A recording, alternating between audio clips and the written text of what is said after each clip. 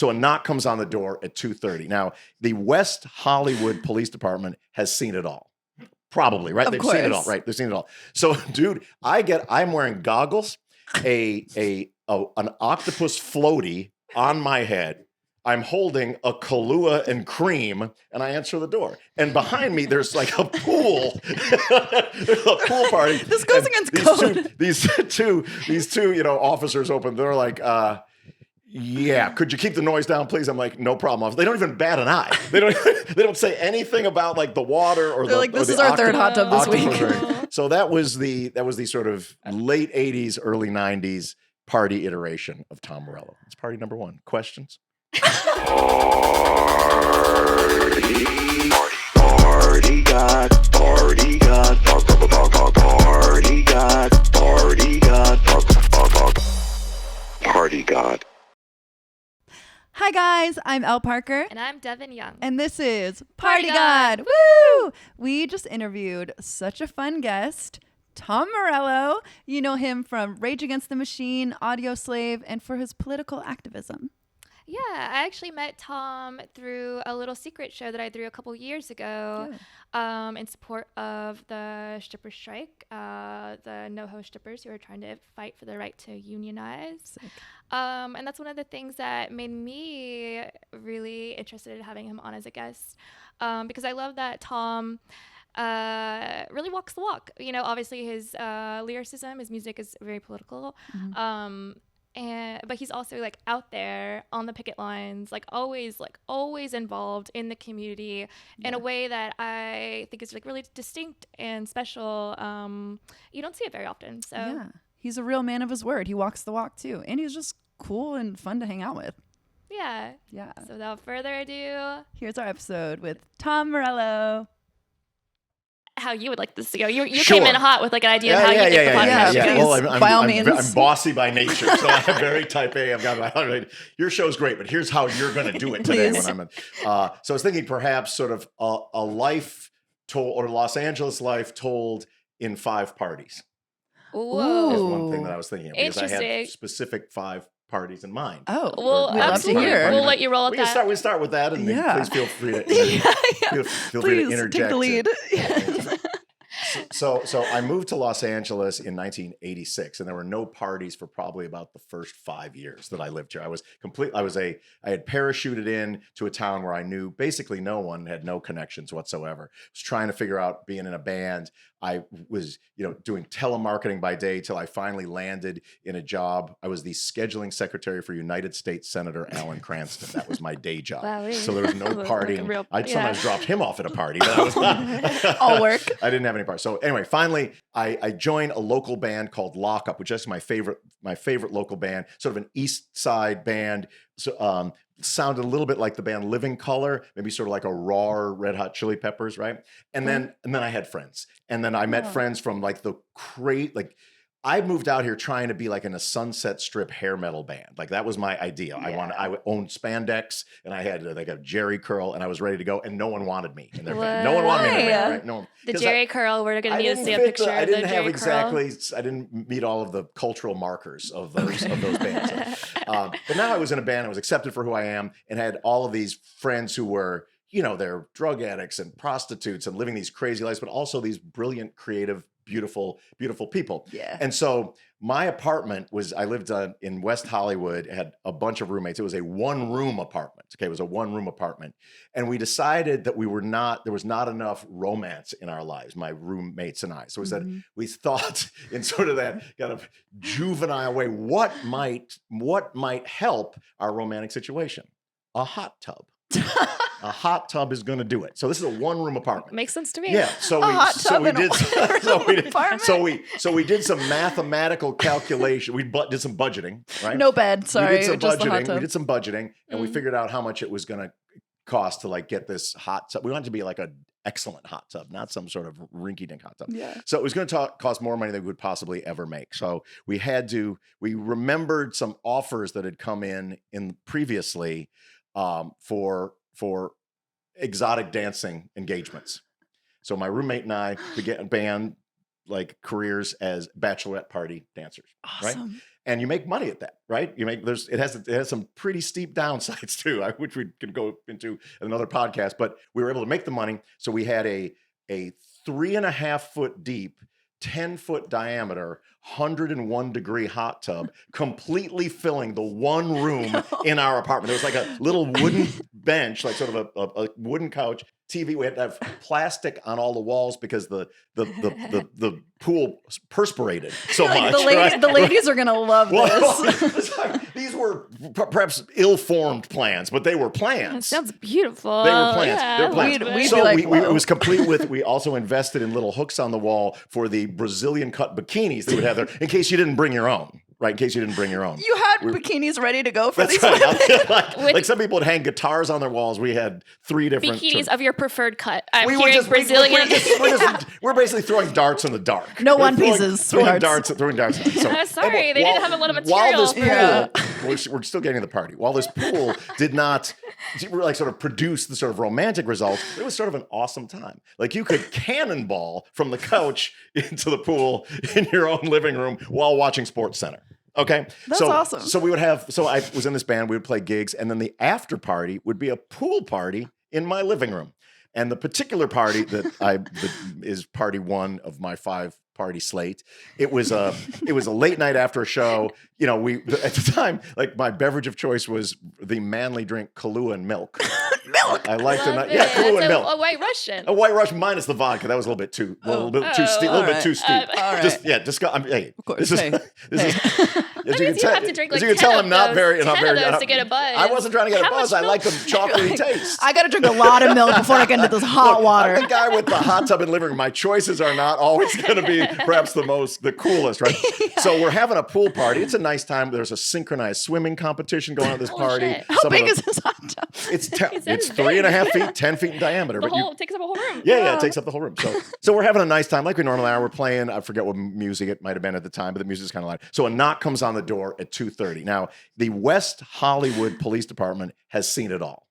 Probably, right? Of They've seen it all, course. right? They've seen it all. So, dude, I'm wearing goggles, an octopus floaty on my head.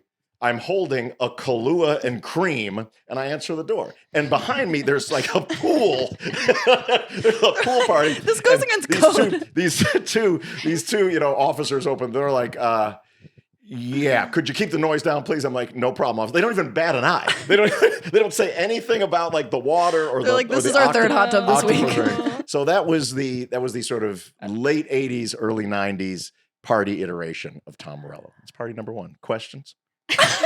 Questions, concerns. How long did this hot tub last? That's an interesting question. That's a very astute question. you. It didn't last forever because the one time where it was romantically successful, there was a whole filtration system, right? There's like a water heater and filtration system, and during a boozy Kahlua evening, one of the little spigots, one of the pipes came out, and I didn't realize it. So all night long, it was filtering the water into the living room rather than back into the pool. So I got up, slog, at noon the next day, Yeah. and there was, this much water just in our apartment, Oh my and we had to God. not only get rid of the pool, but had to cut out the carpet. Carpet? Because it was so. Put a hot tub so- on carpet. Yeah, well, like I said, there was like not everything. It wasn't like the Army Corps of Engineers that put this thing in. It was a couple of dudes from I Illinois. said, look, we need a hot tub, some string bikinis on the wall. Yeah, What could go wrong? Yeah. Easy. Sell tickets. at the Your door. landlord loved you. Yeah, the landlord was very understanding. She did know. Fortunately, we were on the ground floor. If we'd been on the second floor, the thing would have fallen through. Imagine how heavy that Jesus is. Christ. I mean, I suppose AI. Like that scene in Breaking Bad with the acid, like Yeah, I think AI could tell us how heavy it was, but it could only survive on the ground. Ay, ay, Anyway, ay. so that was a party. That's so funny. Wonderful. Um, Yeah. First of all, our most prepared guest. Literally. I love this. Amazing. I want to hear obviously the next 4 Sure, stories sure, and what you have lined up. We Yeah. do always start the podcast by giving a party god score. It's a predictive score, and then after we hear your stories, sometimes we So I perhaps reassess. tip my hand. Yeah. You well, tipped I your hand. mean, in a good way Yeah, because yeah. it's high. Well, I mean, who are we kidding? It was always going to be a 10 for me. Fine, I- 10. Yeah. I don't know. I mean, My party stories are non-traditional. All of them are non-traditional. Perhaps except one of the 5 might be some. That's a bummer because we really want a traditional party. We really want to. Well, I mean, when you think of like a party that's not an average party right there, nor are some of the other ones. So how would you like to proceed? I got the next one. This is everything that we were hoping. I got the next one in the clip. Everything that we were hoping if you want it. So wait, can we get to the exotic dancing a little more? Which is funny because you and I, that's the first story that you ever told me when we met. Yes, Was that you were an exotic because dancer. it was at the stripper. We were celebrating the strippers union victory, at least the victory at that time. Yes. And they invited at one point everybody there who had like worked in the world of exotic dancing, and people were surprised to see me. They were like, "You're like a poser." I'm like, "No, I'm not. I've got you just don't know me." Yeah. Wait, what was your name? We didn't have names. It was 2 of us, but our jam was Brick House. Brick House. Okay. Interesting. So tell me. Can you give us a little glimpse into some highlights of this experience? We had like a routine. It was a routine. It was like you're in suits and whatnot. Bachelor parties like sort of at a location, so you're not like no one's coming to like a club with ones or anything like that. Yeah. So there's it's a setup like they've got Brick House ready to go on the cassette player or whatever at the time, the boombox at the time. But you knock on the door. There's some flimsy excuse to like borrow a cup of sugar or something like that. And then boom, boom, boom, boom, boom, boom, and on from there. That's a great song choice. It's like gets the ladies going. Can I borrow a cup of sugar? Yeah. I think we really need sugar. Business. We needed X amount of money to get that hot stuff. Yeah, these businessmen need some sugar. We retired. Yeah, these businessmen. These 2 dudes in suits and cowboy hats need sugar. Do we have any sugar? Weird. Do we have any sugar? Bum. What's happening? Yeah, we retired immediately after we reached our financial goal. Incredible. I haven't looked back. Were any of those parties that you guys danced for really like notable? No, those were. I mean, I got to see sort of the side of sex work that is not awesome. It's not awesome. There's a lot of it that's not awesome. Yeah, it's not awesome. There's a like you think first of all like you're in we were not the thunder from down under, but you think like that's going to be quite a time. Sometimes it's not quite a time. Sure, they'd be a little grabby sometimes. It's a little. I don't know. It made me sort of appreciate and feel for people. Absolutely. Were you mainly performing to women, I assume? Okay. Yeah. And they weren't respectful. It wasn't so much disrespectful as you got to really have some insight into what women deal with all the time. Wow. Do you know what I mean? Sort of objectification and whatnot. Sure. Where you're talked about sort of in the third person, and stuff like that. Like it was ladies. interesting because the assumption as Midwestern boys was this is going to be the greatest job in the history of jobs. And it had some upsides, but some downsides. Yeah. Absolutely. Yeah. Wait, okay, let's hear the second story. Okay. So the next one, we'll jump around a little bit, but so the next one would be 2005. Okay, 2005. This was a party in Cuba. Okay, nice. The band Audioslave, which I was a member, was the first American band to ever play in the country of Cuba. Whoa. Ever. There was a cultural embargo where European bands could play there, but U.S. bands could not play there. Like you just can't do it. So it took like 18 months of negotiation between the Cuban Ministry of Culture and the U.S. Treasury Department to broker some sort of deal where, like, you can't go down there and like charge tickets. So we had to bring the PA, the stage, everything, right?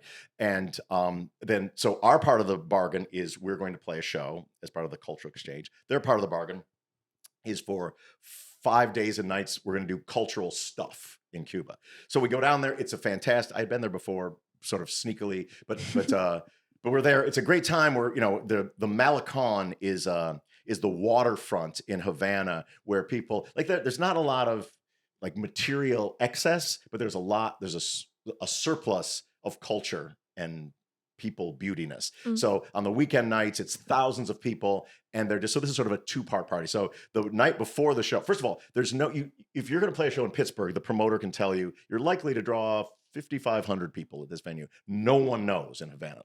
There's no structure like that. So we were, my then girlfriend, now wife, we were there. We were passing out flyers at clubs. Like, have you ever heard of Rage Against the Machine and Soundgarden? Well, the singer of that band, and we're playing at the thing. And the thing Flyering your own flyering, show. Flyering. It was flyering. Yeah, flyering. Hopefully somebody will show up, right?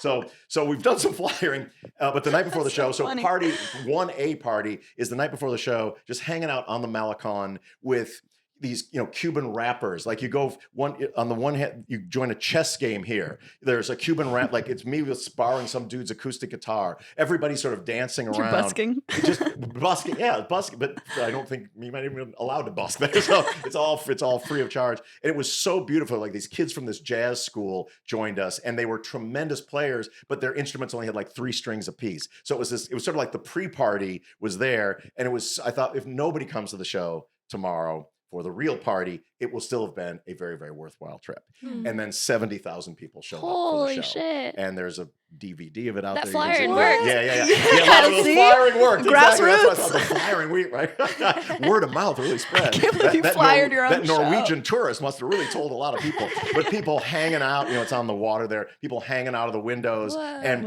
it was all ages too. They were so excited. Like, American band was finally playing there. They may have been familiar with some of the Audioslave songs, some of the Rage Against the Machine songs, but just the thrill of this event, because word had sort of spread that we were sort of out on the town the night before playing the thing. And I think there was just this, we were so excited to be sort of breaking that cultural embargo. People were so excited to have an American rock band rocking there, and it's one of my all-time favorite parties. That's beautiful. Oh my God. Wow. So do you think you were able to negotiate this experience because of your political content? Yeah, I think that, we were insistent. It's very difficult to do if you're a U.S. band, and I think it was like maybe $2 million in expenses to go down there and to do it. So that's not like out of pocket money. So we had to do like a DVD deal to pay for that.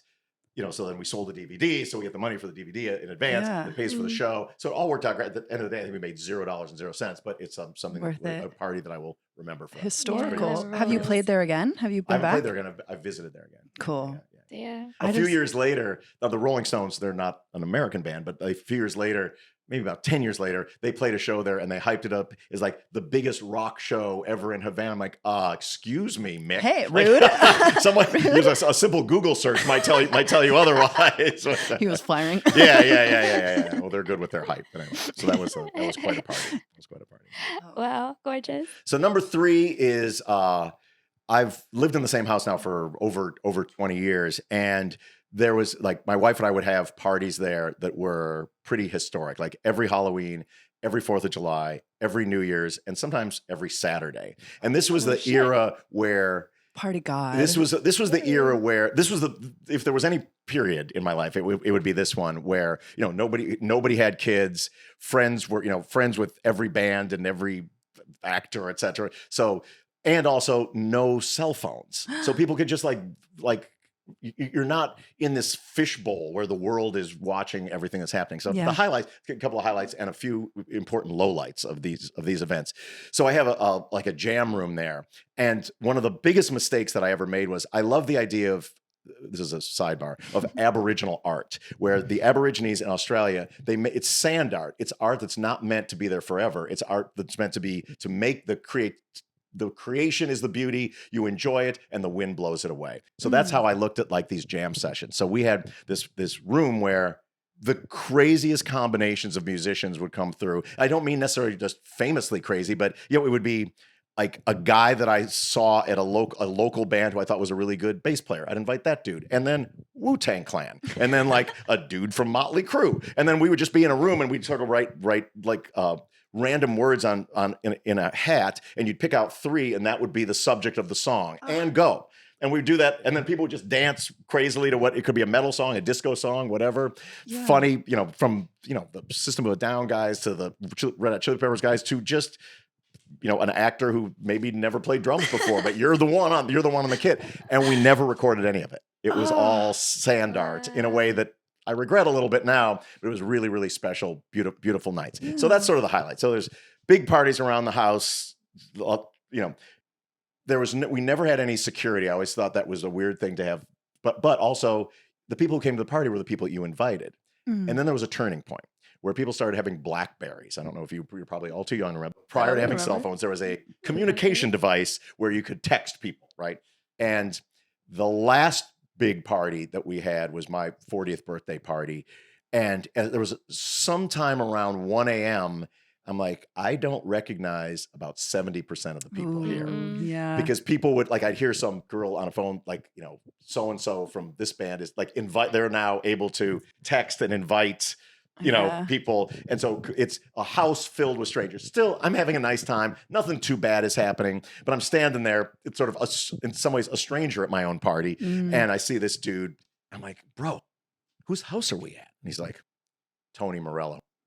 I was just jamming with him out in the jam room. He's not as good as people say he is. And I was like, bet. No, not Tony. Not Tony. Tony let him down. Morello. Tony let him down. You should make I a like shirt. your alter ego. Yeah, Tony Morello. Like an Yeah. Italian. Tony. Hey, Tony don't mess with Morello. Tony. Hey, Tony Morello. You know, he looks good in the guitar magazines and whatnot, but he really can't Dang, play. be careful what you say at a party. You never know. Yeah, it was very, very funny. So anyway, so that was sort of like the last of that, because it really felt like the only way to continue to do that would be to have security and make it kind of party that I didn't want to have. So Right. Put Yeah, it's sand. that. Yeah. This is a sand party. Yeah, Come on. Yeah. I do envy that though about people when they got to party before phones, because now everyone's so conscious of it. They're using that as a focus of the party to get content, and no one wants to look stupid now. So people aren't dancing and jamming like they would. Yes, in a free way that, Yeah. I'm inspired by all three of these stories. So I know. I want a room with a hot tub. Absolutely. Right here. Yeah. Devin has a hot tub outside. We got to move it right into is the this center your of your place? room. I'll get rid of the bed. Yes, this is my place. Yeah. Yeah. Get rid of the bed. Hot tub. Yeah, Where was your bed in the, to circle back to the hot tub? I was wishing you weren't going to ask that. So what? God, So gotcha. we did some, in order to accommodate this plan, we had to do some excavating. So we were on the bottom floor, and in our house, if you went into the closet and made a right, we had tunneled. And so we built like hobbit holes in the side of the hill. I'm not kidding you. And so my roommate, fortunately, was very handy. I was sort of a day laborer, and he's the guy that had the architectural vision. So you go in the closet. There's like a little milk crate here. You step on it, and if you're in a submarine, you kind of go into bedroom number 1, which was carpeted, the futon, the lights, little bookshelf, and then there's a little door that goes into bedroom number 2, which was me. Over in that little closet. In a little hole. A little hole. It was So like they let's were say- like large coffins. Let's say you They're were like successful. a 4-foot tall coffin. Let's say you were successful getting these ladies, and they're like, okay, let's make something happen. I'm You gonna take go it back to into the closet, make a right. Yeah, I can't believe you weren't getting laid. We couldn't believe it either, but we just couldn't do the math. Like, we just didn't have a lot of great advice. It's just a math issue. We didn't have a lot of great advice. We had we had notions, but it just Don't worry, there's milk in the hole. yeah. You said that eventually there was a romantic success. How did that go down, and who was the successor? Yeah. Like, who I had don't the even remember success? that. I mean, I remember there were some real misfires though. Like, we would dress. I don't know if you remember. This is all way before time, but we tended to, when we wanted to dress to like look nice, we didn't like dress to look like our dads or our older brothers. We dressed a little bit too much like some of the women who we admired how they dress. We had like these dolphin shorts. Like, well, dolphin shorts are sexy. So, yeah, I know. Oh, that's right. Yeah, now we can feel sorry for ourselves. But we thought the hot tub would rectify that, and that didn't exactly work out. So it does provide a lifelong tale I'm mirth loving this. and I'm woe. surprised the stylistic choices didn't do more for you because Right. women love a man that's raised by women. And like the boy band style. I maybe I'm not painting quite a geeky enough picture for you then, because it was across the board. We were. Yeah, what was your game? What were you spitting when you got in the? Jeez, I'll tell you. This is You watch Star Trek? This will give you an idea, like where we were, the starting point. So finally, we got this hot tub. We've got the things on the wall. It's fine. Like, I have a date. So I tell my roommate, get out. It's my hot tub night. And Go I'm to your and I'm- cave. Go to your hole. Get in the hole. You go in your hobbit hole. You can stay in your hobbit hole. So this is a true story. So I put on a movie. I think, you know what? Like it'll be like going to the movies, except to be a movie in a hot tub. This is so like a guy's way of impressing a woman. Like the woman would be like, okay, but you're like, isn't this sick? Terrible. First of all, I pick a super long movie, and the least romantic movie of all time. What? Star Wars? Mississippi Burning. What is that? It is a movie about the Ku Klux Klan murdering people during the civil rights movement. I'm not kidding. This will get her. I didn't think so. There was not a grid. There was not like a grid where we could figure this stuff out. You're like, pick a bikini off the wall, honey. We're going to watch it. it. Starting in 5. The popcorn's ready. I can't. Oh my God. Also feels like there's electricity really close to this. Yeah. No, the engineering was sound. Yeah, engineering was sound. That was the one thing that was foolproof. And like I said, with the plastic, like you could cannonball, you could like splash. And the room was covered in plastic. Don't mind the carpet. So you could, you had to look through the plastic to see the TV. At what point in the movie did you think you were going to make your move? What point in the Ku Klux Klan movie did you think you were going to? A certain point where we're about 2 hours in, I'm super pruny. It's the worst possible content, and I realized like this, the trajectory felt like it was etched in stone at that point. These women probably thought they were going to get murdered. They're like, why is there plastic all over the walls? No, they were. This is Dexter. That is so funny. Anyway, that was that one. So You ready for the next one? Yeah. Next party is a big one. Next party is a big one. Okay. So the year is 2010, right? And there's a thing in England called the Christmas number 1. You don't know what it is here. It's a huge deal there. So the pop single that is number 1 on the UK charts the week of Christmas is a big deal. People bet on it like they bet on the Kentucky Derby, right? And on Christmas morning, they play the top 10, and that's the number 1. Everybody's sitting there eating their Christmas porridge or whatever, and it's a big deal for forever. And for the previous maybe 6 or 7 years, there's a show called The X Factor. We have that here. It's also there. Simon Cowell's the guy who runs it, right? The X Factor had planned their whole little situation so that the X Factor finale would come right on that week. So the whole country's watching this show. Someone wins the X Factor. On the winning show, they sing the song. It comes out the next day. They have the Christmas number 1. It's a pipeline of money, and it's like it's a rigged system, and that's just what England gets. So 2010, a London suburban couple who just didn't like that and were Rage Against the Machine fans started a Facebook campaign to make Rage Against the Machine's 17-year-old song, Killing in the Name. That's the F you, I won't do what you tell me one, for those who may not know. And so there was like, let's make this the Christmas number 1. And it got some traction. All of a sudden there's likes or followers or whatever it is. And now it's tens of thousands. Now it's hundreds of thousands of people are sort of gathering in this Facebook community. The band has nothing to do with it, and knows nothing about it. So I'm getting ready I'm in the car driving to the airport to go back to Chicago for Christmas when I get a call, or I got an email from my guitar tech who lives in England. He's like, you know what's going on with this X Factor thing? Like, I don't even know what you're talking about. Explains, just like I explained to you. And he's like, there's a chance that Rage might have the number 1 pop song, the Christmas number 1 in England this year. I'm like, really? That's bananas. Like, what do you suggest? He's like, well, if you guys want to get involved, you could probably help that. So I tell the car to pull over. I'm on my way to the airport. I'm flying back to Chicago. And I just call up a dude. I think I call Zach up. I'm like, there's a possibility. We hadn't played in maybe 8 months, maybe a year. And like, oh my God. I don't even know if he's in town. I don't know if he happens to be in town. I tell him the same story. And, Rage is not exactly a band that was like jumping at opportunities to play shows. And he says, you think we should go over there and play? I'm like, maybe. Hold on. I'll call you right back. So I call the other dudes. They happen to be in town. I explain the situation to them. And they're like, well, what might we do? I said, I'm still the side of the road on my way to LAX. And so I call up our tour manager, who hasn't been employed in 8 months.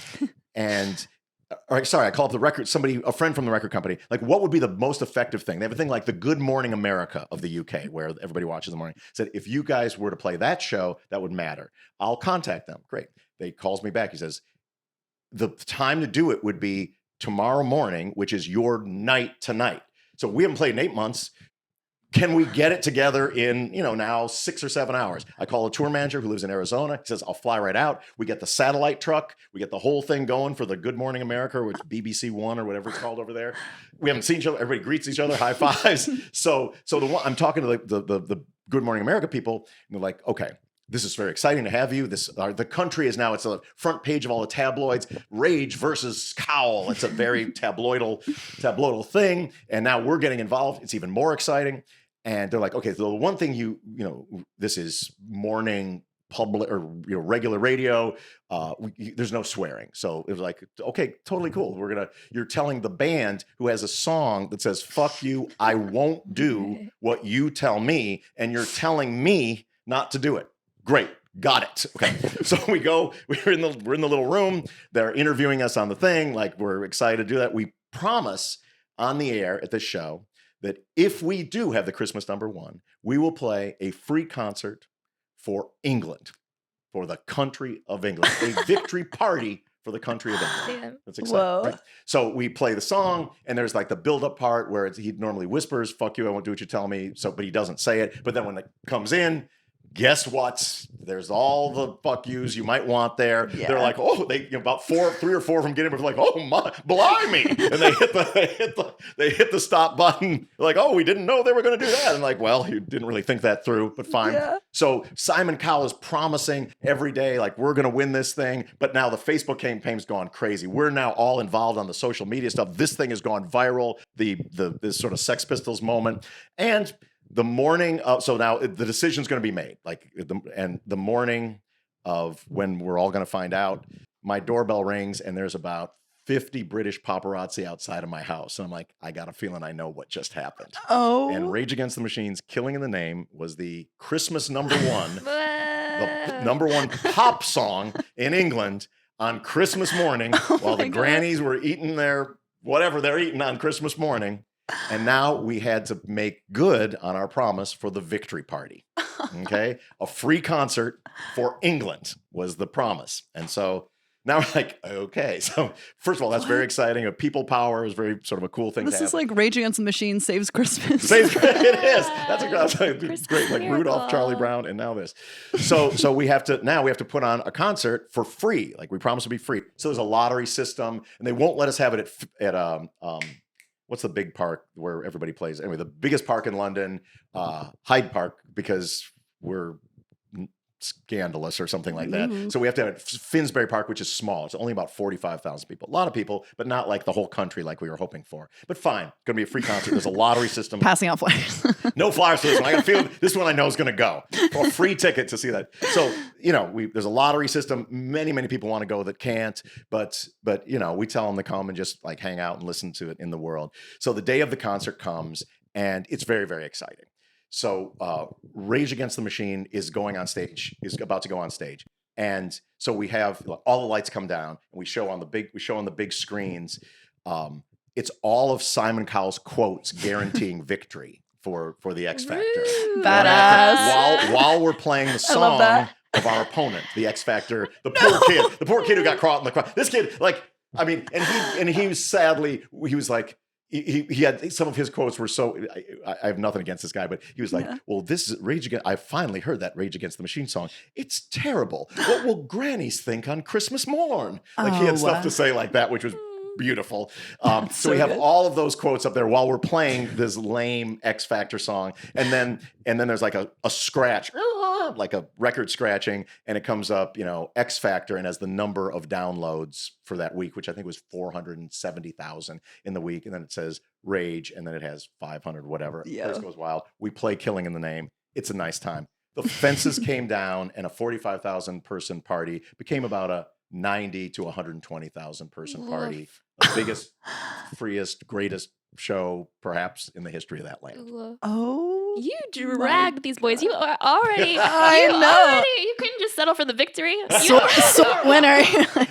The shirt we had shirts that said Finsbury Park, RATM 1, Cowell 0. Beef with Simon Cowell is crazy. Credit, he offered to hire the couple that started the Facebook campaign. He was like, "You guys have some PR strengths that." Wow. Anyway, they turned down the offer. What a great win! It was a great win. Pretty solid win. Do you ever get nervous when the fences get broke down? Like, are you like, no. I mean, you have to be.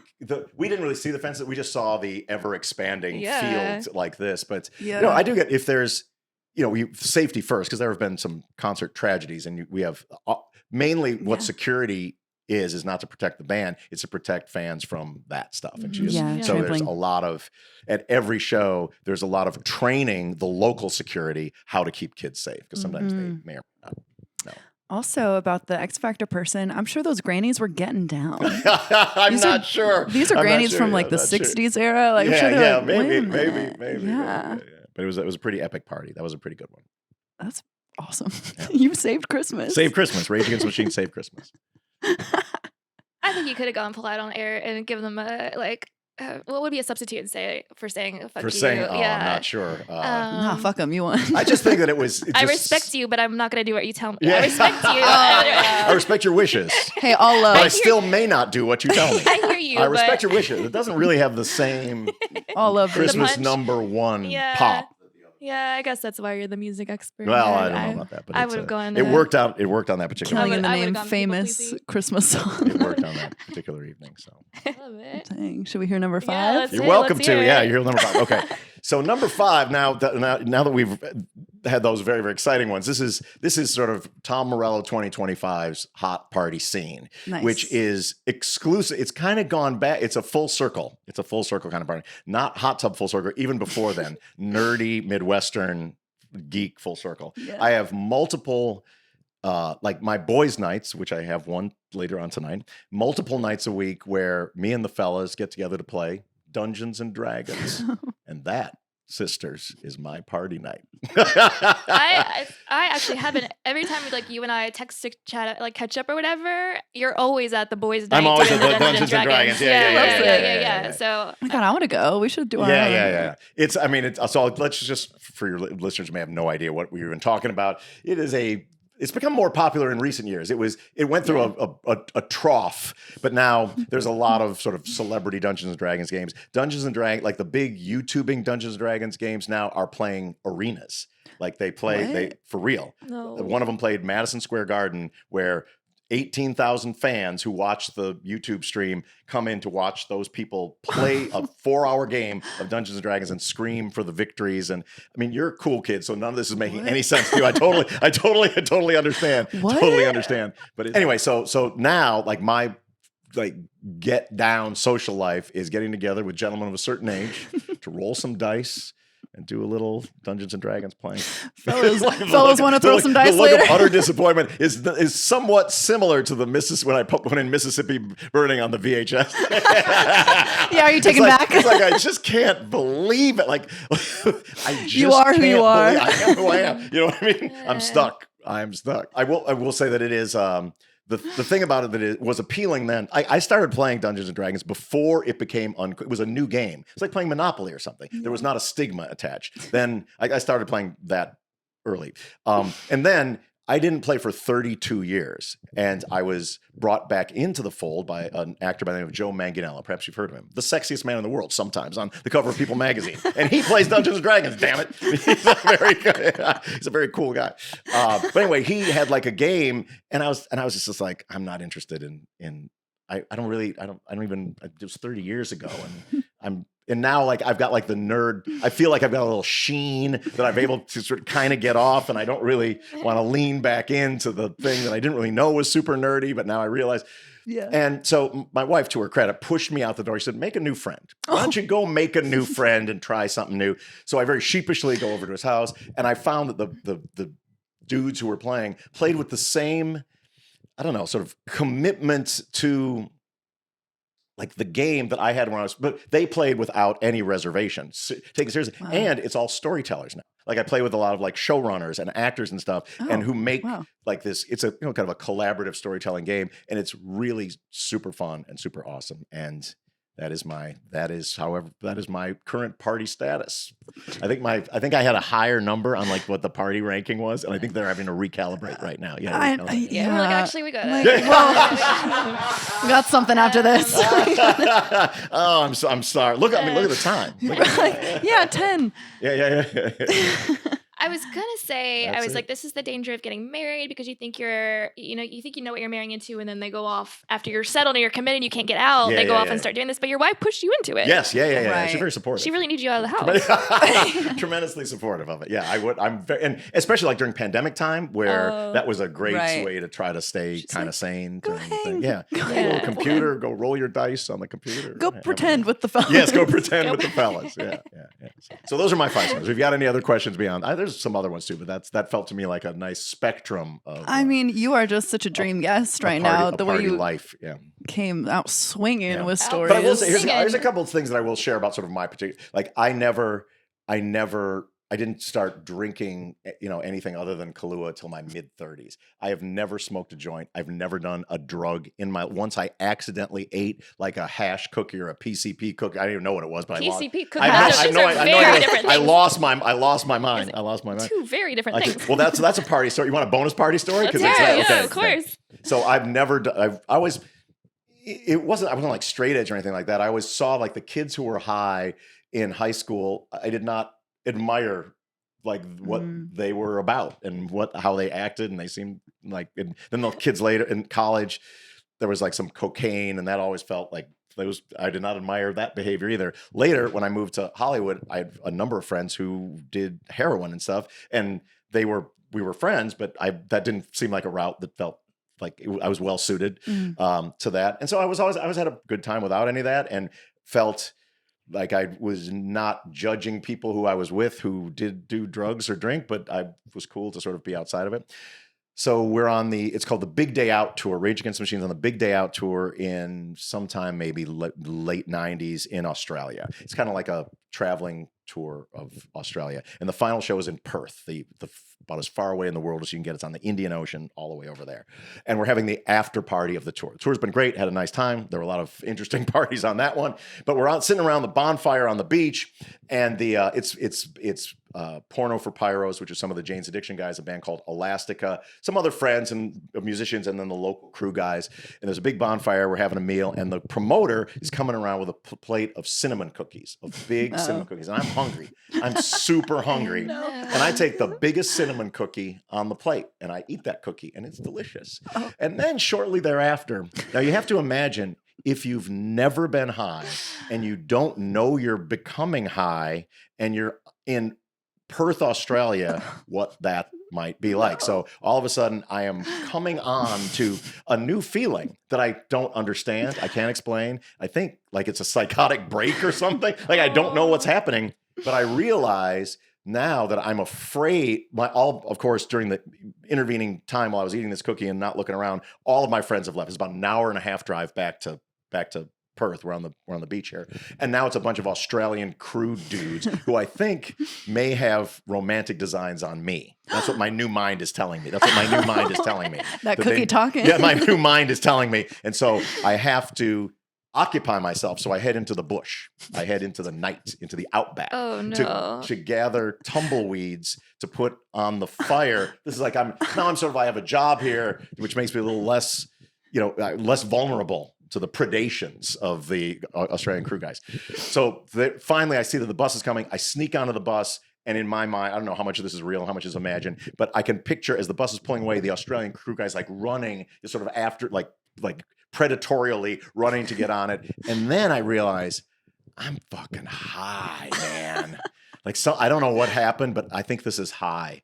And I just laugh for an hour and a half. I laugh the whole way back to the hotel. I get to the hotel. You just laughed. I laugh.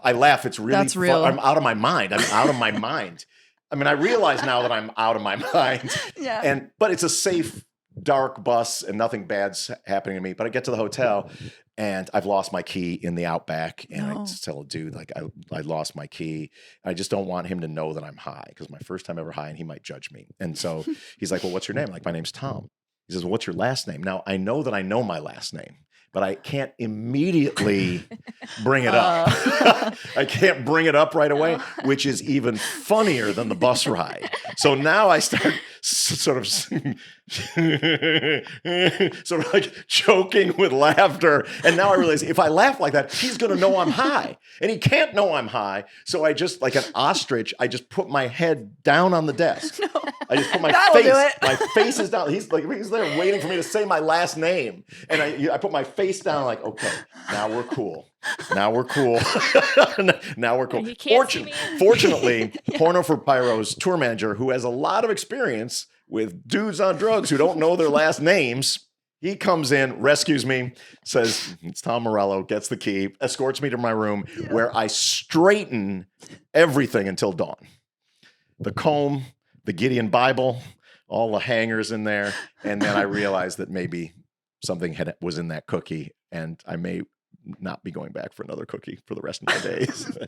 That's not so much a party as in like a story. These are some. I think it's illuminating. These are some really like interesting high instincts. First of all, You cleaned? Interesting high instincts. yeah, He cleaned? Yeah, I you cleaned. cleaned all night. I cleaned. Weird. Yeah. You thought that these men desired you so much. No, I thought it was like felt like an Australian gang. Not that they desired me, but it felt like there was sexual violence involved. I was high, okay? Like, I don't know what's happening. Man. I have no idea what's happening. They're just like, yeah, we were having a good time, and you just went off into the night and collected brought bushes. brought some bushes back, and then he laughed on a bus. I thought we were hanging It's out. like perfectly normal. I did not Australian. like the experience. It's not an experience that I would. Do you think it choose was to revisit. weed, or what do you think was I in don't. that? It was probably hash or weed. It's likely that, but I exaggerate by saying it was PCP or LSD because I lost my. I mean, I lost my. I've known people who are high. I've had enough. I was in a band with Be Real, so I have enough secondhand smoke information to know probably what it's like to smoke weed, and it wasn't that. It wasn't anything like that. Oh my god! Wow. And so you haven't touched No, weed or anything. I haven't gone back. I've been in a lot of rooms with a lot of secondhand smoke. So what to you is your biggest party foul? Give me an example of what you're talking about. So what's the worst thing that someone could do at a party? And then also, I would love to hear what's the worst thing you've ever done at a party. Jeez. I mean, the worst thing that someone could do at a party is to give a dude a cinnamon cookie laced with PCP when he doesn't want it. That would be high on my list. Unless you want your house cleaned. Unless, yeah, that would be high on my list. You gotta tell people when you're giving them a. I think that feels like that should be basic etiquette. Yeah, Yeah. that would be a big party foul. I mean, there's a lot of party fouls. Like when we used to have the big parties at our house, sometimes there'd be like drugs in the bathroom and stuff, and you kind of like, like I don't know you people. That I would say that would be off limits too. As far as the worst thing that I've ever done at a party, I'm pretty well mannered at a party. I'm trying to think I did do a bad thing. A loaded O. I did do a bad thing. Okay. Uh-oh. This was a long time ago. So it was home from college for the summer playing with my local Illinois band, right? And we were despised in our hometown, but when you play outside your hometown, people don't carry any of the prejudice with you. So the drummer was from the town next, or the drummer's from the town next over, and there was this friend of the family, a young lady who was a friend of the family who liked me, the guitar player, and we had been romantic a little bit. But the drummer's dad, was very protective of this lifelong friend. It was a child, he knew her, she was little, and now here's this black dude from one town over who's catting around, and he did not like me. He did not like me, and he suspected that my motives were ill. They were no different from any other teenager in a rock band in Illinois at the time, but he had something against me, which I knew. So one night there's a party going on at that drummer's house, right? The parents are there, party's going on, and the drummer and I wander upstairs where the dad is sitting with his wife at the table, kind of a dimly lit table. They're maybe having a snack. It's dark sort of in the foyer here. And I'm like, I ain't going in there. I'm not talking to your dad. Your dad's against me. So he's fine. So he goes and talks to his dad. And I'm sort of lingering, the place where people keep their keys. They keep their keys, and there's maybe some little tchotchkes there and whatnot. Sort of in the dark. Mm-hmm. Yeah. And so I'm over there, and I'm just sort of poking around, nosily poking around. And I pick up something. Party's going on around here. It's not a wild party, but there's people. Yeah. I pick up something, and I'm like, what the heck is that? And I'm like, it's hairy. And it's like, no, I don't know what it is, but it's like, it's not small. And I have no idea what this is or why it would be there. So I walk over to the table and I bring it into the light, and it is the gentleman's toupee. Oh my God. Woof. Wait, which does anyone know what I realize at the exact moment where he clocks me and he sees me from his point of view. I'm a dick. I'm like mocking him at the party. I'm like, hey, Baldy, here's your hair. Which I was not. I just didn't know what it was. I wanted to see it. But the look on his face, it doubled down on what an awful person I was. And I felt the shame as if I had done that because the judgment was hard. So I just like pivoted. That would be a party. That would probably What be, did you say? I didn't say anything.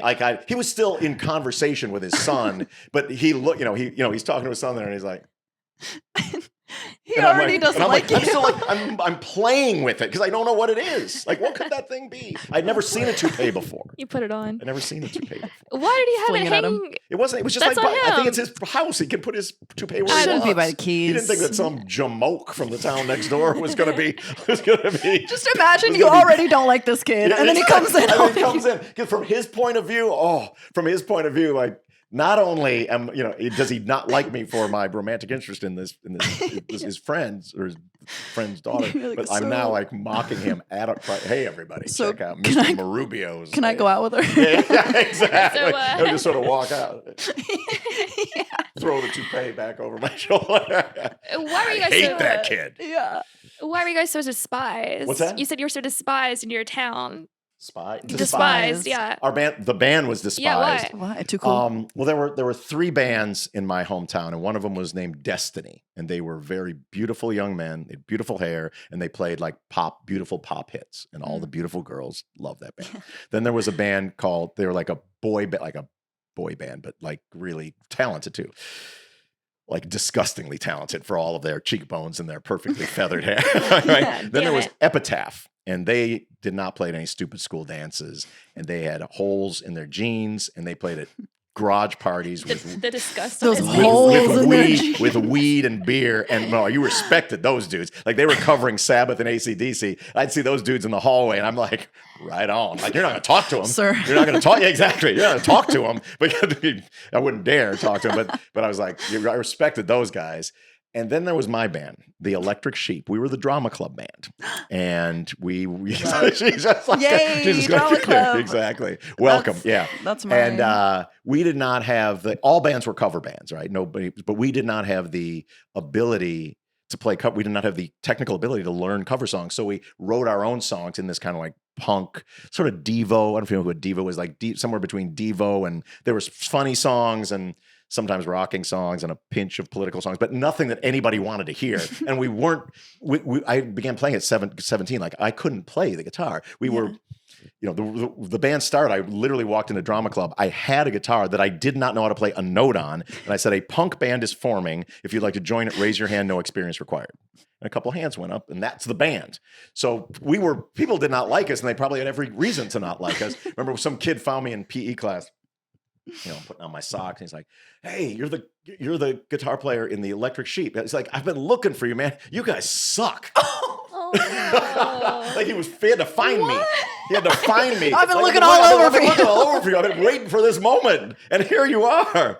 Because there's this one moment of expectation. Like, he recognized he knows the name of the band. He knows I'm in the band. He's been looking for me, and then that guy was hating to his full potential. Yeah, he was hating to his full potential. But, Seeking you out. So we were not. We got no respect. Any publicity is good Yeah. publicity. Right. It's nice to be recognized. Well. Kind of a at the fan end of in the a day, we wrote our own songs. We created our own material, and I was in that band, but the bass player in that band was a fellow by the name of Adam Jones, who currently plays in a band called Tool.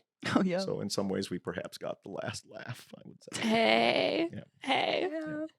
Damn, Electric We Sheep. continue to write our own songs, by the way. I think you should switch it up and start being a cover. Oh yeah. Really Circle turn back. it- Yeah. No experience Go play required. the high school dances and whatnot. Yeah. I will say Exactly. drama school band is a term that I've never heard. It would delight in never hearing again. Like I want to hear more of it. That's right up my It's alley. like, I like that. First of all, let me just say that I think it's important that some people hold down the cool kid judgmental part of the spectrum. I'm not saying that. I really mean that. It's real, and that needs to happen. And you need that goalpost. You need that goalpost because it lets the rest of us know, one, where we are, and two, it provides like a clarity for things. Like, I understand the gap between cool and, I've accepted it, and it is. But if you don't have that, then no one will know. Devin's like, I've been looking all over for you. I've been looking all over for a year. Someone to tell me a story like that. Yeah. That sucks.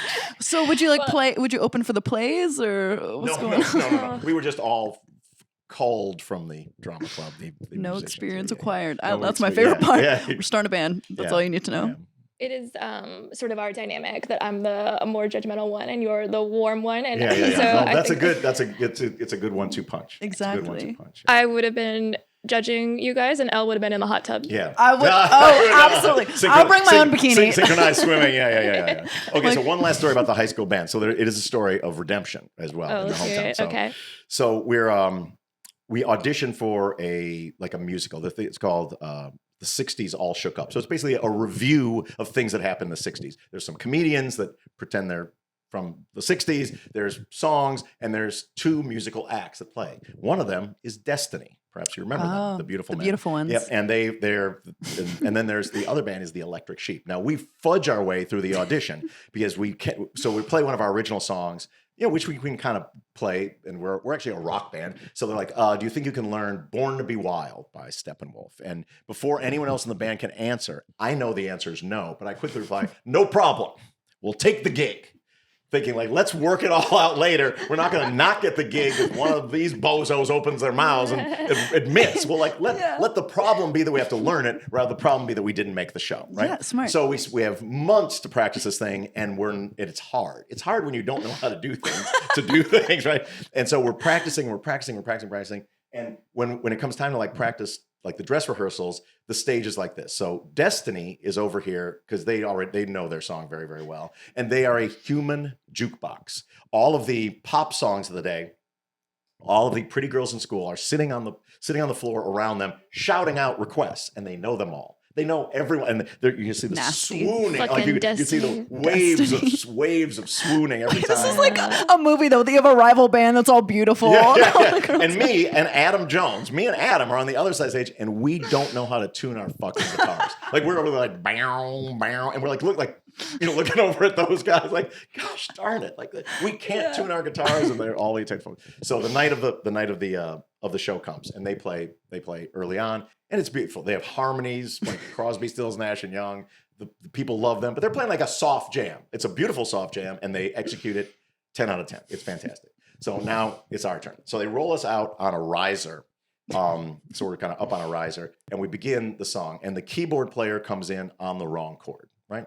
The bass player comes in on the wrong note, and my guitar is out of tune. It is an inauspicious start to my music career. Right? This is my first gig in front of anybody, that's outside of the basement. And so we're playing, and it's going poorly. But as we come to the chorus of the song, I recognize that the room is not feeling this out of tune band that is playing the notes. It's shocking. Everyone's Bring back Dusty. Everyone's familiar with the song, and this song is not so recognizable right now. The dude can sing, but when the chorus comes, I remember the only thing that might turn the tide. I have a track and field background. I can jump like a son of a bitch. I leap off the riser. I get incredible air doing like a kick, and the place goes bananas. Yes. The place goes bananas. And I feel the energy exchange. And now I'm not so worried about how in tune my guitar is. I'm rocking. And the place is fuck, that's some rock and roll, man. There's some rock and roll. And we finish the song, and the roof comes off the joint. I mean, it was a David versus Goliath. We slaughtered Destiny, and everybody knew it. And it was pretty incredible. And afterwards, I was like, there might be more to it than being in tune with cheekbones. There might be a secret sauce, the spirit that if you can tap into, you can I felt something that was brand new in that exchange and in myself. And I thought Like I just tapped into something that felt very powerful. Well, I think there's sometimes when you have to feel it first before you become it. Yeah, and that was yeah. like you stepping into a different energy that you've Yeah. ever Yeah, experienced. 100%. That's what it was. That was what it was. It Yeah. sounds spiritual. Yeah, yeah. It was presence. And I never stepped out of it. Wow. Yeah. Oh I my mean, I God, really that's felt it. I sick. really felt like, oh, that's quite a thing right there. Like that's quite a thing that happened. Right I'm sure that was it. I'm sure that was a turning point in your life. It of- was huge. It was huge. It was Whoa. huge. But it was also a lesson. It was also a lesson about weighted importance, Mm. you know, and that had we played the song better, it would have been fine. But there's something about like an abandon that's an unexpected abandon that was the thing that made people light up. Like, here's Yeah. a play. We're going to go see a play. And a dude just jumped off a thing and is rocking. Like, that was unexpected. That was Exactly. not from a shitty band. Like, like the word had spread. They're not so good. However, like, that was quite a thing. You know, when I'll show it was you. I'll Also show an I'll show you kind of it was, thing. it was Like, a bit of an I'll show you. And it worked Yeah. out. Was in the moment, though, it felt very, like, it could have gone any direction. Oh yeah, that was a real risk. Yeah, I yeah, love that yeah, they were yeah. like, they sound like shit, but he can get some air. Yeah, like, yeah, some air. They were all in. Wait, yeah, I yeah. can jump. That's rock and roll is more about getting air than being in tune. So would you say jumping is your biggest party trick? Oh, I think, orthopedically, my situation is considerably different than it was Oh yeah, what is 50 your years Yeah. ago or whatever that was. Yeah, yeah. what is Yeah. your best party trick? I don't even know what that means. What is a party I trick? know. Like a what is little, what no does one that knows what it mean? means. Like something you can bring out at a party. It's like a little gimmick or a little, hey, check this See, out. I never really had a party trick.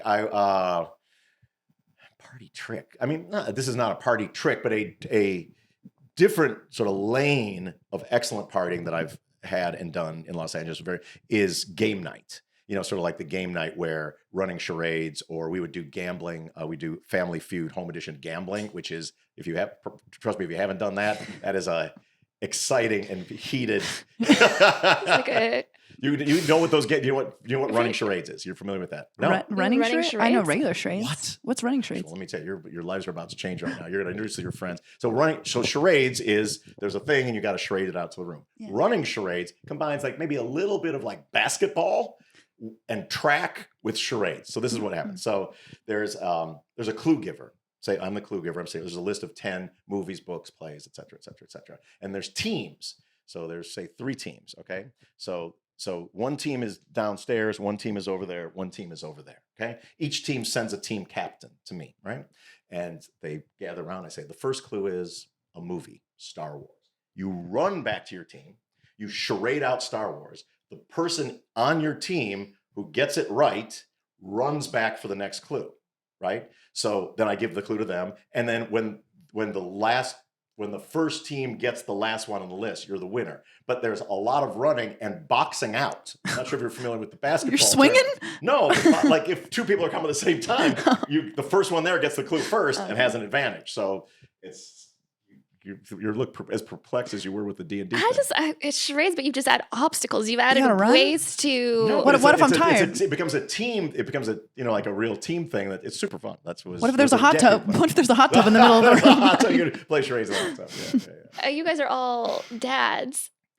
We're all dads. There's A a bunch this- of dads running around? No, this was pre-dad. Oh, okay. The dads play Dungeons and Dragons. Okay, That's a okay. dad. That's a sit down. more That's a appropriate. dad. Yeah, It's a more yeah. I was getting a little worried. I was like, I don't. We have our walkers. Yeah. Hobbling charades.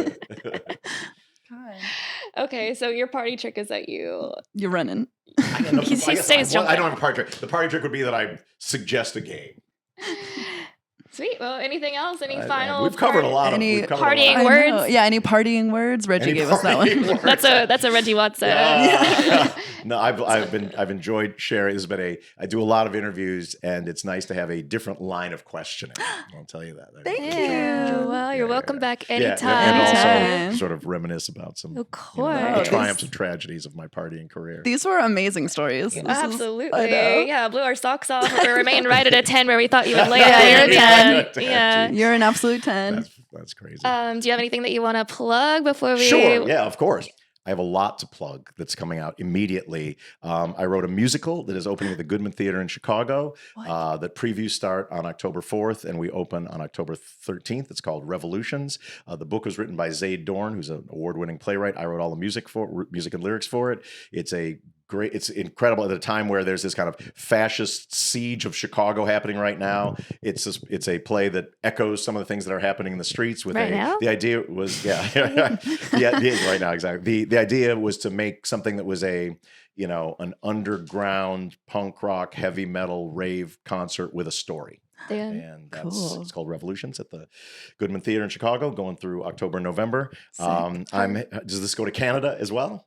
Oh, global baby. Global baby. So yeah, I start my Canadian. It's like a storytellers tour. It's where it's kind of, I did this off-Broadway show a few years ago where I tell ribald tales, some of which I may have to add into the show after being reminded of them tonight, and play songs. A lot of that is acoustic oriented, but I bring my electric guitar to shred for the children because they deserve it.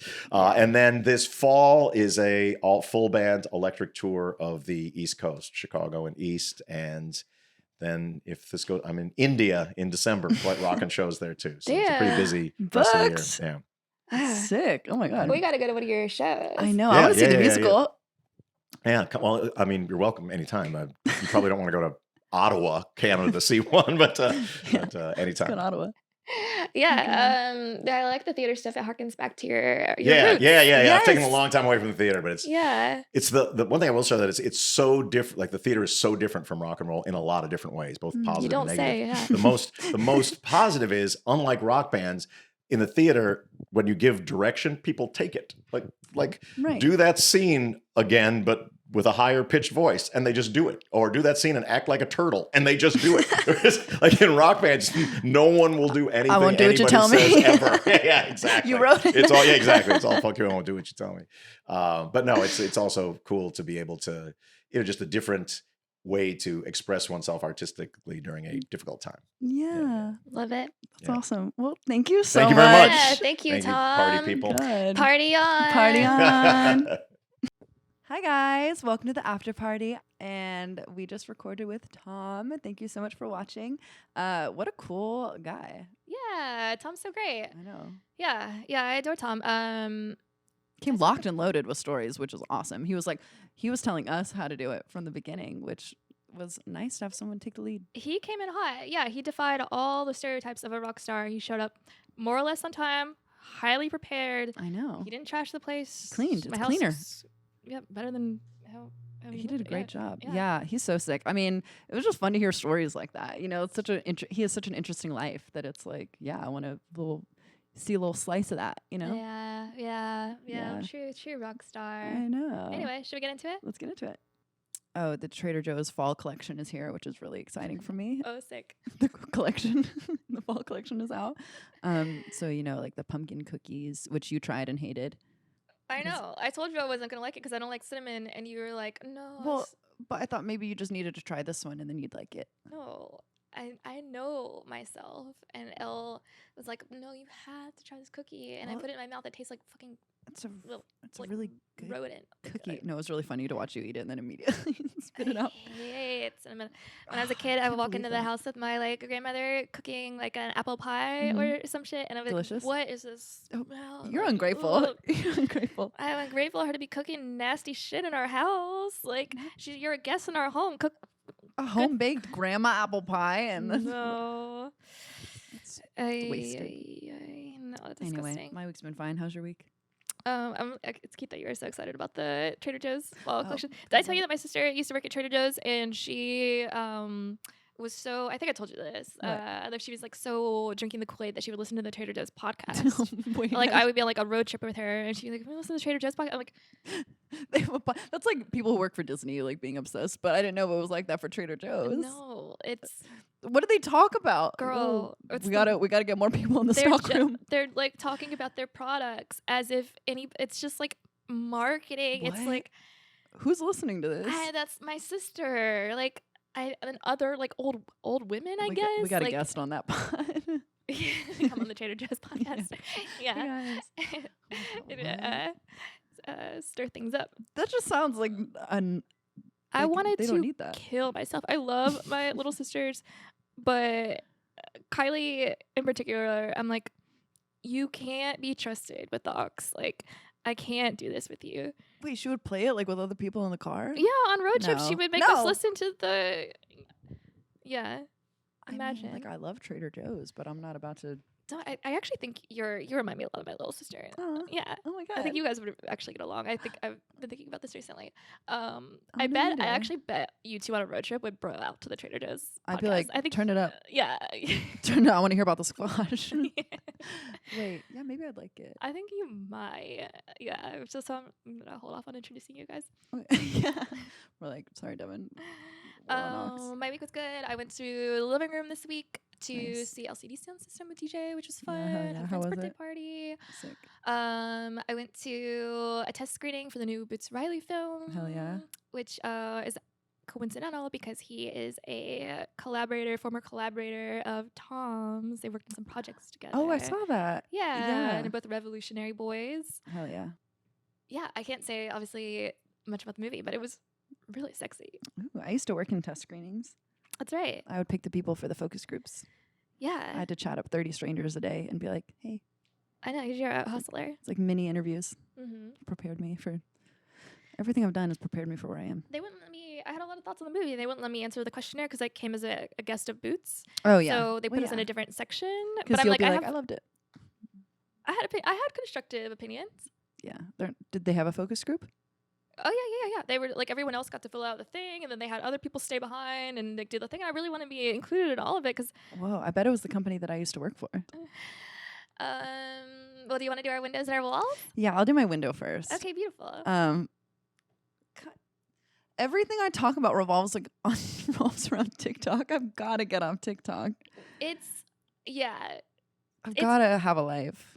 Well, I want you to talk about it. I just want to preface that I know so little about what's going on over there because every time I open the app, like literally friends will like send me a text of a TikTok. Yeah. And I get anxious because I'm like, I'm going to have to open this. I know. Well, And it's so scary on there. well, it's just because it'll keep you there for 2 hours.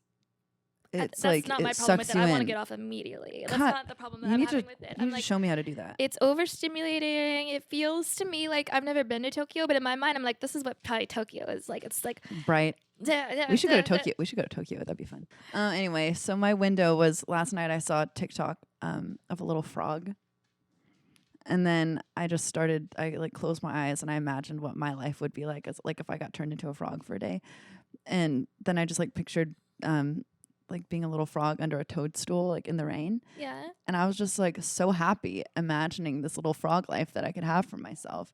And then I just was like, wow, like how beautiful that my imagination can create this. I was like feeling so much joy just picturing myself. I think you would live a great life as a frog. As a Yeah, frog. I could see it. And it's just like, well, you know, when you're like, it's raining and you're standing like under an awning and it's like, Oh, just something sure. romantic about that. But I was like, Oh yeah, under a toadstool. Are you but under a kidding toadstool me? and you're a little frog. Yeah. Like you're just a little And frog. maybe you I'm have like another little toad buddy that comes Yeah. up to you. No, imagine like the two of us under a toadstool together in the rain. How fun We that would be. a time of our lives. And like there's just like wet grass and like a dewdrop as a little frog. Like you Ugh. drink that. I just think it'd Yeah. be really nice to be a frog for a day. Yeah, I could see that life for you. So wait, the TikTok, was this a real frog or a cartoon It frog? was a that you were real watching? frog. It was a girl had a plant and plant kept getting pushed out of the planter and then it turned out there was a little frog and they were pushing the plant out. He was a little menace too, on top Yeah. of everything. And like imagine you could pull like fun little frog pranks. What kind of frog pairings would you be pulling? I'd probably just like I'd probably like mess with the flies. You would mess with the flies? I'd be like, I'm gonna get you. And then I'd get them. I don't think that's a prank. I'd get them. It'd be cute. And like maybe I'd like make like a little grass fan. Oh, yeah. You know? Yeah. I Yeah. just think it'd be really fun. Did you ever see this? It's sort of a deep cut. Most people have not seen this, so I've asked this question too. What? But Paul McCartney did an animated short film it was like a children's film, but it's about this little rat called Rupert, and Rupert's like, he's being bad, and he's not listening to his parents, and he goes out after dark, and he's like getting into trouble, and he finds this like village of frogs, and he's like peeping on them. He's like, what's up with Frog World? And you know what they're doing is What? they're like singing a little cute frog song. Dude, Okay, a little frog instruments made out of like an acorn and like some twigs. I'm telling you, it's a frog orchestra, and these frogs, like you've never heard. I just got like full body chills. Actually, like of all the parties that we talked to, there's not a party that I've ever wanted to go more than the frog orchestra party. Like, they are like popping. They're like dancing on lily pads. It's beautiful. They're going bum bum bum. But it's like operatic, and then this is like totally a spoiler. I'm sorry, you guys, but like, it's fine. Then some cats come, and they're about to do evil cat things to the frogs. But Rupert tells us the frogs, and that's how they make friends. I'm gonna cry. They're all friends. They're all friends. Actually, don't cry. It's nice. I'm about to get my period. Like I can't hear cute things like that. It's gonna. Make I thought this would make you happy. Don't cry. No, I'm just like overwhelmed by how like much I want to be there. That's what I'm saying. Like you would thrive. You would thrive at the frog party. And some of the frogs are like, they're with their families, and they're talking about how nice it is to like be in family and community with each other.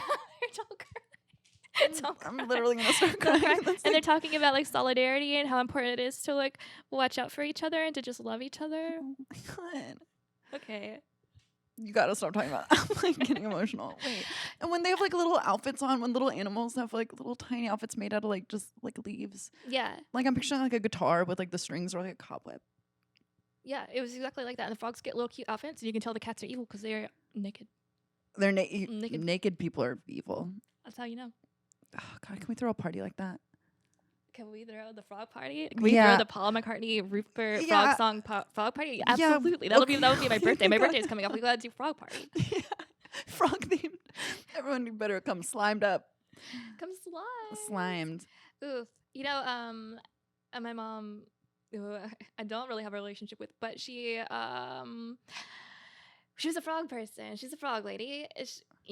She's a reptile girl and an amphibian girl, and she So we had like 20 when I was growing up. Like we were poor as shit. Like my mom filed for bankruptcy. Has like had like 30 different like jobs since I've known her. Yeah, since I've known her. Working woman. A funny way to say your mom. Yeah. Since I've known her, she's like 30 different jobs, like hot dog stand, like selling t-shirts. She's always like on some new like pyramid scheme.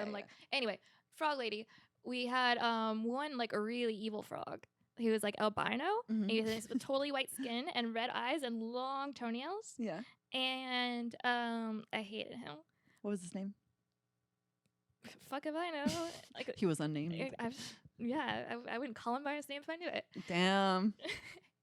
Well, one time we lived like way out in the country. So I was out with my sisters and we were playing the creek. And I caught a fish with my bare hands. I was like, holy shit. I was like proud of myself. It's like kind of hard to do that. Yeah. So I was like, I have a new pet fish. I was like so excited. Uh-oh.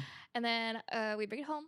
I go to the bathroom. I come outside and my little sisters, my little fucking twin sisters, have fed the frog my fish. No. I come out and it's like halfway. Your pet? The fish is like halfway dangling out of his mouth. That's traumatic. I'm telling you. No. Everything that I love. Well, you have a lot of horrific animal deaths. I don't know if we should get me started. My grandma used to go frogging with her dad. That's like was their dinner. This was like Hick, Texas. Absolutely. In like the 50s, in like the 40s or 50s. And so basically their dad like took them frogging and they caught a frog and they take it home and these two little girls like dress it up in outfits and they're like so excited to have this pet frog. And then dinner time rolls around. No, classic. And they're classic. eating this meat. They're eating this meat. And they're like, what are we eating? Their dad was like, the frog you were playing with. I'm sorry, but these girls are stupid. Like, they didn't know they were too stupid. They're two sweet girls. Classic story. Playing with their new pet. They sound like idiots. Who is this, your family? Mike is my sweetest grandma. She's not an idiot. She sounds like a real moron. No, she's an angel. That's what I would have done. I would have dressed up the frog. Okay, yeah. What's your window? I feel like I discovered this life hack. I went to the dermatologist for the first time. I have a lot of like friends and ex-lovers who complain about me not using sunscreen. So I was like, you don't use sunscreen? I've never used sunscreen in my entire life. I need sunscreen. But beautiful porcelain skin. You gotta protect it. Yeah. Thank you. I have never had a sunburn, so I'm like, what? why would I do it? I've never had a sunburn. And also, people are like, oh, your skin's going to get so leathery. I'm like, that sounds great. If it gets leathery, I'll be like so Sexy. strong. Like when I'm like, Strong? yeah. My strong, leathery skin. Like I'll have like a little Well, armor. your skin doesn't look damaged at all. It looks amazing. So the fact that you've never used sunscreen is Thank crazy. you. Wow. Thank you. And that is what the dermatologist said. Really? Yeah. She basically co-signed my like interesting. not using sunscreen. I mean, I didn't tell her that I wasn't using sunscreen, but she said your skin looks good and you don't need to come back for a skin cancer screening in like 3 years because we're so not worried about you. So I'm like, I took that haters. as like literally, like Talk your shit. probably you not using sunscreen is good for you actually. Oh. I burn. But so then I was like, well, I don't want to waste the rest of this session. I should get something out of this. I heard that if you complain about sun damage, that you can get like some free prescription retinol. So I got this stuff. It's tretinoin. Yeah. And Your skin looks great. you're only supposed to use like a pea-sized amount, but I've been slathering it on my face and my entire neck. And I woke up the next morning and every line of my neck was erased. And I was like, well, I'm gonna do this again. And so every day I'm gonna slather it on, and I think that I'm gonna look like a baby in about 5 days. In about 5 days, I think I'm gonna look like a whole different girl. I don't know. Listen to what they're saying though. I don't. What if it like makes your skin like really sensitive and you go in the sun and it like burns all of a sudden? That is a concern. Yeah. Yeah, that is a concern. But your skin looks amazing. Thank you. Do I look like I have a facelift? Yeah. I need to start going to your doctors. I need to go to this dermatologist. I got to go to the masseuse. It's such a good hack because that stuff is also really expensive. Like retinols, now I don't have to buy retinol ever again because I'm on Medi-Cal insurance, the poor person's insurance. And what does retinol do? It's I don't know, some sort of magical anti-wrinkle. Don't ask me. I don't know about anything about skin stuff. My skin expert is Kat McCullough, and she's always teaching me things like, she's like, you should wear sunscreen. But she's always teaching me stupid things that I don't do. Sorry, but I don't need it. But yeah, it feels so good when everyone's telling you something and then someone says, then actually, you're like, right. There's literally, I wish I could bottle that. There's nothing better. Absolutely. I knew it. My doctor was like, you're really smart, actually. And it's cool that you don't use sunscreen. Anyone telling me I'm right, I'm like, yeah. Go on. Yeah. So anyway, feeling. I'm like, follow my Skincare journey. Follow my journey, and like see if I look like an 18-month-year-old. And like, your skin looks really good. Thank you. Thank you. Really good. I need to get some tretinoin. Yeah. You just gotta lie to them. Okay. Yeah. Lying. Who knew? Lying. I also heard that you could get free Botox, which I wanted to try out. So if you complain about headaches and stuff, so I was like, oh, my head also really hurts, and my jaw. But she didn't fall for that one. She was like, we don't do Botox. She knew what I was angling for. Damn it. Oh, my jaw really good. Team J, really bad. But like I feel it right here. Yeah, it's in kind my of like forehead. Like, for me, it's like more in the my jaw really affects my 11s really bad. Yeah, it's crazy. No, she didn't fall for that one. But damn, I've never had Botox, but the skin cream. Okay, what was your the day is coming. My wall. Yeah. Involves TikTok again. If I hear another goddamn dude, I gotta delete the app. Well, okay, I was just minding my own business, watching a TikTok, and I saw something in the background of a TikTok that I really didn't like because it reminded me of the most embarrassing thing that's ever happened to me. What? Well, I was hooking What's up. the most embarrassing? There's been a lot. There's been quite a few. But I will say I have a pretty good relationship with embarrassment because I would fall to the ground. Relevant. I would fall to the ground every day in elementary school. And so like, what? Oh, I've never told you this? No. Oh yeah. Like, literally not every day, every week I would fall to the ground in elementary school and like scrape my knees. Like on purpose? No, like I had just like horrible, I also can't see. And I think my prescription wasn't right or something, but I would just like trip. And like I was just like very uncoordinated, so I was just like falling to the ground. And so all the women in the nurse's office like knew me by name because I was just like always in the nurse, and like all the women in the office knew me. Anyway, so the most embarrassing thing that happened to me recently, it was like 2 years ago. I was hooking up with a guy, did our thing, and then get dressed, and then it's time to leave. So time to leave. So he's behind me, and I'm at the top of the stairs. I take one step and immediately fall on my ass. Oof.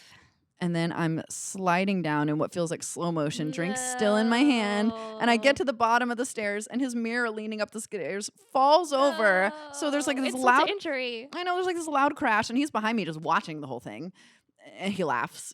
And he's laughing? He's laughing at me. Rude as hell. And I was just like, oh my God. And I'm just like, haha. Like, there's nothing you can do. Like, I just fell. Baby, there's something you gotta sacrifice the drink. If you're holding the drink, then of course you can't catch yourself with your hands. You gotta I would toss the drink. It was a glass drink. I'd like shatter his glass. It's worth it. It's worth it. You got dropped. I couldn't catch myself, so I just like fell in slow motion on my ass down his entire steps with him behind me watching. Anyway, haven't not heard from him ever again. Well, yeah, that'll do it. And then this morning, I was minding my own business watching TikTok. He's roommates with his sister, and I'm just scrolling, and I see an ad pop up, and I see his sister playing guitar, and behind her, what do I see? The staircase.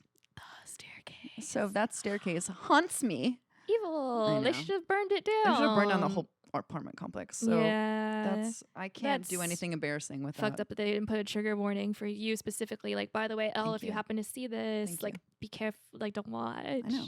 So yeah. that's my wall, is being reminded of my embarrassments. I can't just escape. Oh no. I know. You know, I think that if a girl falls down the stairs in front of you, that's not grounds to break He up with could have them. been. He It's could have been dating nicer. is I hard. wasn't even dating. I was honestly just a You casual were hookup. just, But he could have been cooler about it. mm, He could have been. No. I knew. As soon as it happened, I was like, this will never happen again.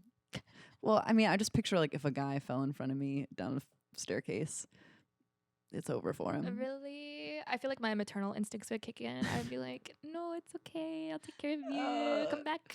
You're better than me. I'd be like, so was your Uber almost here? Yeah. I'm like, that was oh, you should fine. really go get that checked out. It's Yeah, like I should go to a doctor like a now. bad I know. So that's my wall. What's yours? My wall. Let's see. I'm like looking.